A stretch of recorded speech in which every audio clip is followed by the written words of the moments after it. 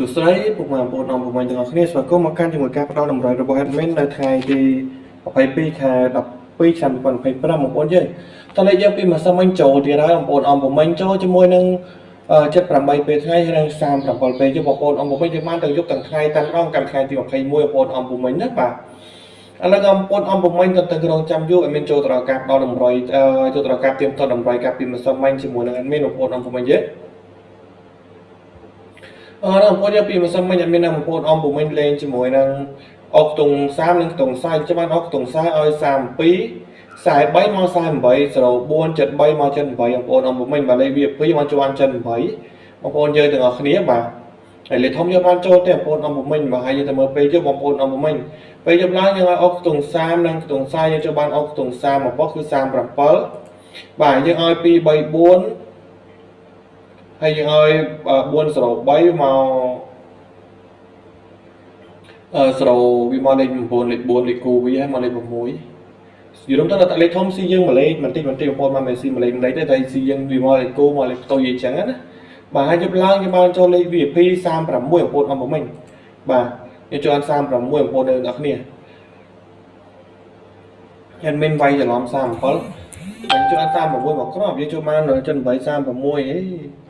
លេខ36 37បងប្អូនអមមិញបាទហើយបងប្អូនយើងដែលចូលមើលបាទគឺស្រ័យបងប្អូនដែលឃើញថាអូ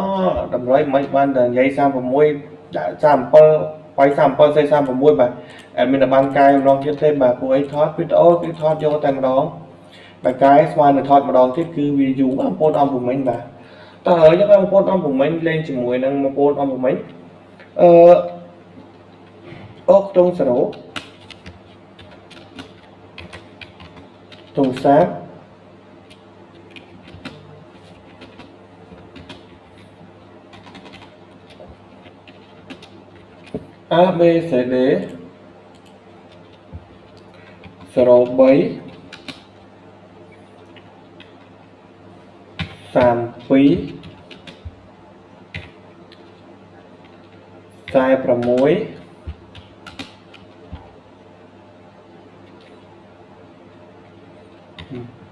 46នេះគឺជាតម្រុយនៅថ្ងៃទី22បងប្អូនពេញចិត្តឲ្យយកទៅលេងបានបងប្អូនយើងទាំងអស់គ្នា2 3 4ទៀតបងប្អូនអមពុំមិញ405 476នេះគឺជា3លេខបងប្អូនពេញចិត្តអាចយកទៅលេងបានណាតម្រុយបាទមានឲ្យបាទហើយសម្រាប់បងប្អូនអមពុំមិញទាំងអស់គ្នាបាទ